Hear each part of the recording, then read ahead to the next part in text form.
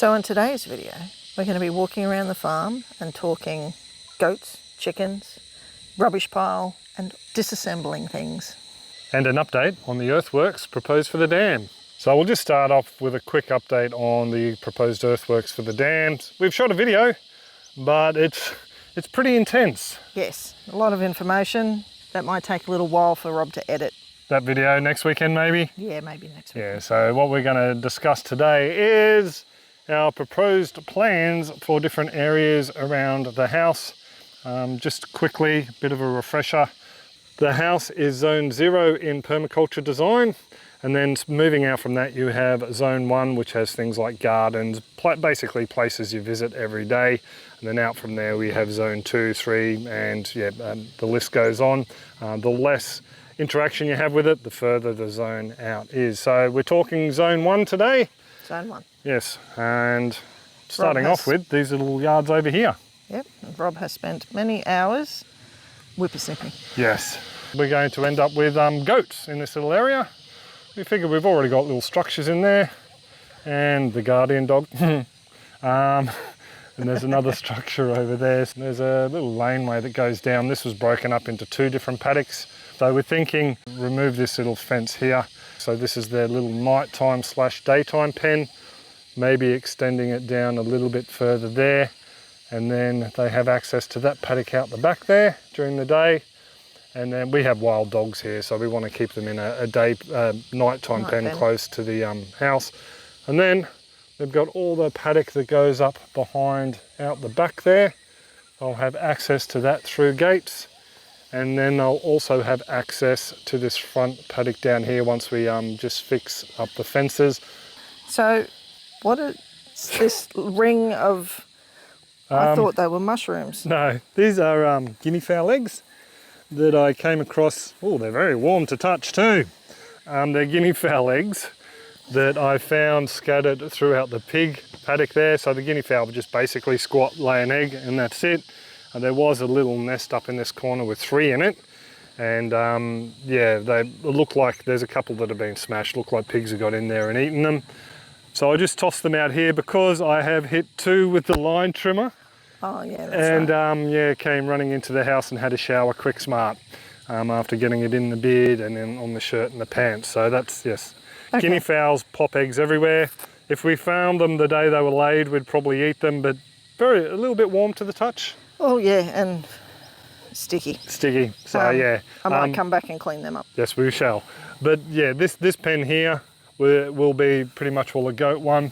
This one over here where I've started to, this is why we bought the lawn blade for the line trimmer. It's a few woody weeds in there, so knock that back. I think I mentioned that in the last update clip.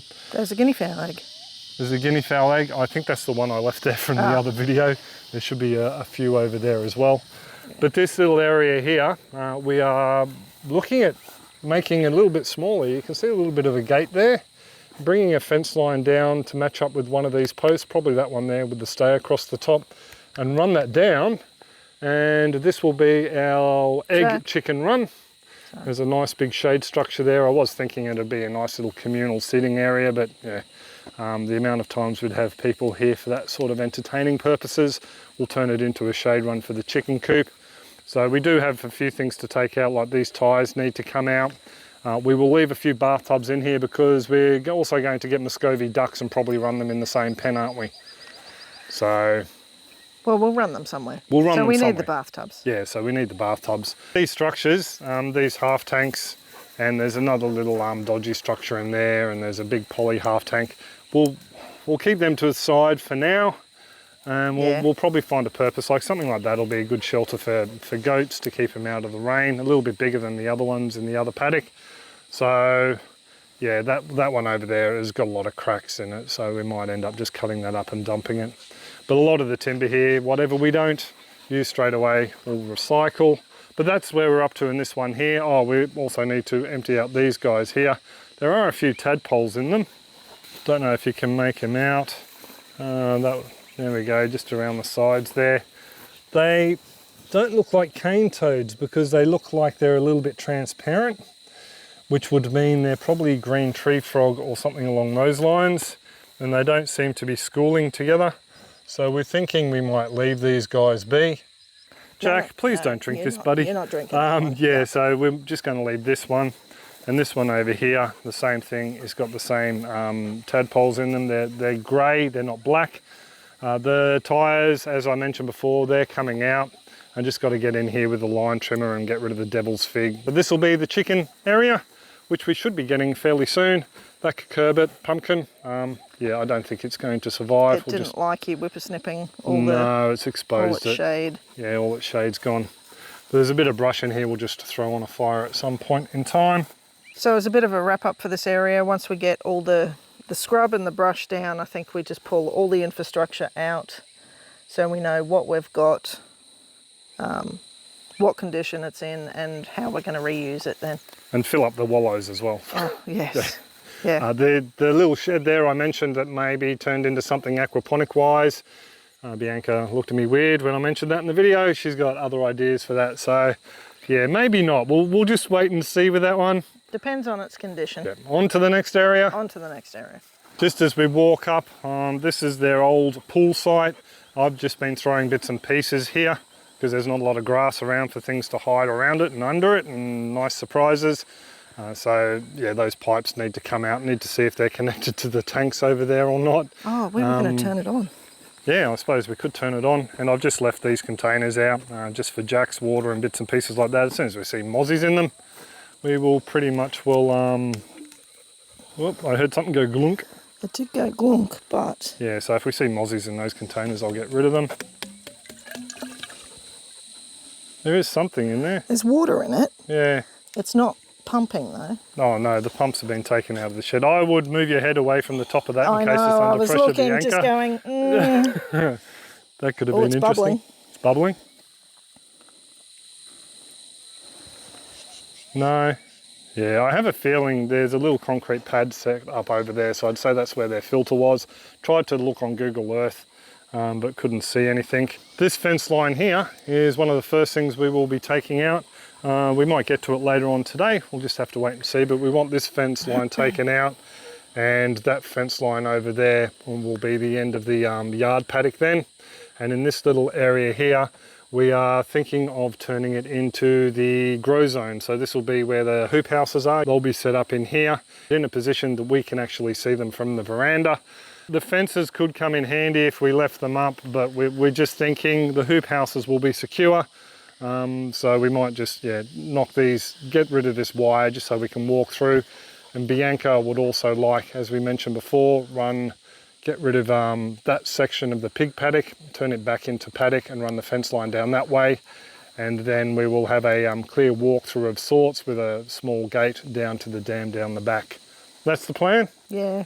This shed here, not on today's list, but all that rust needs to be replaced, and we're going to be cannibalising another shed to actually repair that. It does have a nice exhaust fan in there, but we can't turn anything on at the moment because this shed has been isolated from the electrics due to faults in it. Jack found a fault with the wiring coming to this shed, actually to all the sheds, so that whole circuit's been isolated, no power in any of the sheds until we can find it. I have a feeling it could be something to do with this one. Yeah, just basically there's an earth lead there that's not connected to anything, so that power has been disconnected and it's just bolted on to the shed anyway, so he wants to look at that, which means we have no pump that we can use from the rainwater tanks at the moment. Oh, sorry, the dam tanks that has rainwater in it. So this was supposed to be coming down this weekend, but we were flooded in. Sparky couldn't come down to isolate it. So we will be cleaning bits and pieces of that out today. What else around here, Bianca? There's something that you really want to get rid of? This stupid structure. It's a little greenhouse. We don't need greenhouses in this climate. No. Not totally sealed ones. Even these polytunnels here, even though they got windows, they basically trap the heat inside. Yeah. Our winters don't get cold enough to have to worry about. Yeah. And we could always put a blanket over the top anyway if it did get cold. So these poly houses, we won't get to it today, I don't think, but because we want to clear out all that. Again, where there's tilled soil, rat's tail grass, it's not so much over in the chicken pen, but all yeah, we need to mow that back so we know where we're treading, and then we'll take the covers off of them at a later date. But the polycarbonate definitely will be coming out of this shed today. I will, hopefully. We've got a few other things to do first. We've also got a lot of stuff around these sheds we want to tidy up today and work out what we're keeping and what we're throwing. Yeah, so that's what we would like to get done today. And actually the first job, Bianca, what is the first job? The burn pile. So next week the council has free tipping. Woohoo! So we'll load up the trailer today with all the big stuff, the mattress, the chairs, all the plastic rubbish that's in there. If it's too much, maybe we'll stack it up here. Yep. So it's an easy load and do a couple of trips to the tip. I think we should be able to get most of it in there because it is actually a rather old burn pile, and there's a mound of ash and bits and pieces there that all that is sitting on. So I dare say there's a few sticks under there or logs under there that need to be burnt. What are we doing? So we're finished-ish for the day. Yep. We haven't done everything we planned on doing, but we're going to show you what we have done. Had a few things sidetrack us for a little while. Yes. And need to go down and grab some bits and pieces from the burn pile. So we thought we'd take the car, give a bit of a gander.